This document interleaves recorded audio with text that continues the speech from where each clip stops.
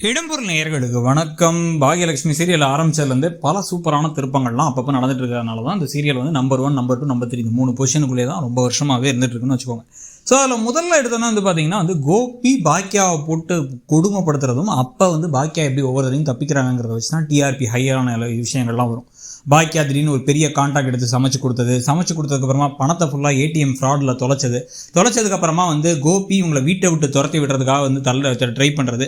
அந்த சமயத்தில் கரெக்டாக வந்து பார்த்திங்க அப்படின்னா வந்து பாக்கியாவை எழில் காப்பாற்றுறதுன்னு நடந்த விஷயங்களில் ஆரம்பிச்சு அப்புறம் கோபி ராதிகாவுடைய உறவு, அதுக்கப்புறம் வந்து டிவோர்ஸ் கேஸு, அதுக்கப்புறம் கோபிக்கிட்ட வந்து ராதிகா கூட ஒரு தொடர்பு இருக்குங்கிறத பாக்கியா கண்டுபிடிச்சி அவங்க கேள்வி கேட்கறதுங்கிற வரைக்கும் படம் அதிரடியான திருப்பங்கள்லாம் நடந்துச்சு. அப்புறம் வந்து அவங்க கல்யாணம் நடந்ததுலேருந்து பல விஷயங்கள்.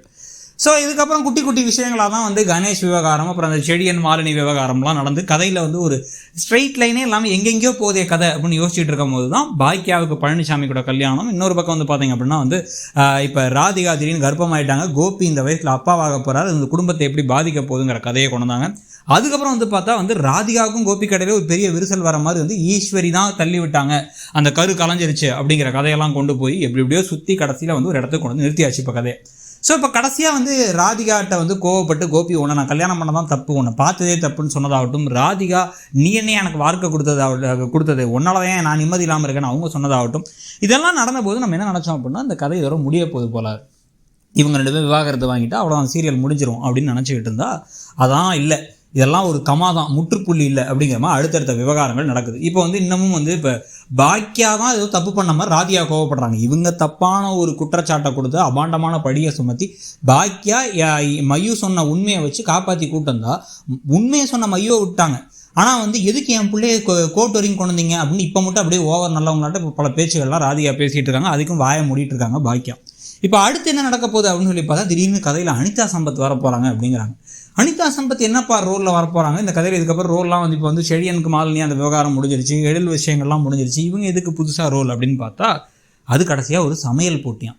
திருப்பி ஒரு சமையல் போட்டி நடக்குது. இப்போ வந்து பாக்கியாவை தான் வந்து என்னுடைய மகன் சொல்லிட்டாங்கல்ல ஈஸ்வரி, அதனாலேயே கோபமாகி அவங்கள பழி வாங்கணும் அப்படின்னு சொல்லிட்டு ஒரு முடிவு பண்ணி அந்த போட்டியில் இவரும் கலந்துக்கிட்டு கோபி அவரோட ஷெஃபை கூப்பிட்டு வர, இந்த பக்கம் பாக்கியாவும் செல்வியும் இருக்க. அந்த போட்டிக்கு ஒரு நடுவராகவோ இல்லை வந்து ஆங்கராகவோ தான் வந்து அனிதா சம்பத் வரதா சொல்கிறாங்க. ஸோ இப்போ இந்த இடத்துல வந்து நடக்கிற காம்படிஷன் வேணுன்னே வந்து பாக்கியாவை தோக்கடிக்கணும்னு பல தகுதித்தங்கள்லாம் வந்து கோபி ட்ரை பண்ணுறது, அதையும் மீறி எப்படி பாக்கியா ஜெயிக்கிறாங்க. பர்சனல் லைஃப்பில் தனிப்பட்ட வாழ்க்கையிலையும் நம்ம தோத்துட்டோம், ஒரு ப்ரொஃபஷ்னல் லைஃப்பில் ஒரு வேலை சம்மந்தப்பட்ட ரீதியாக விஷயங்கள்லையுமே வந்து நம்ம தோத்துக்கிட்டே இருக்கோம் பாக்கியா கிட்ட. பாக்கியாவை நம்ம ஜெயிக்கவே முடியாதா அப்படின்னு அவர் வருத்தப்படுறதோட இந்த எபிசோடே வந்து முடிய போகுதுன்னு நினைக்கிறேன். ஸோ இந்த ஒரு புது ட்ராக்கை பற்றி நீங்கள் என்ன நினைக்கிறீங்க? பாக்கியலட்சுமி முடியலை, இன்னும் கண்டினியூ ஆக போகுதுங்கிறத பற்றி உங்கள் கருத்தையும் சொல்லுங்கள். தேங்க்யூ. இடம்பொருள் நேயர்களுக்கு வணக்கம்.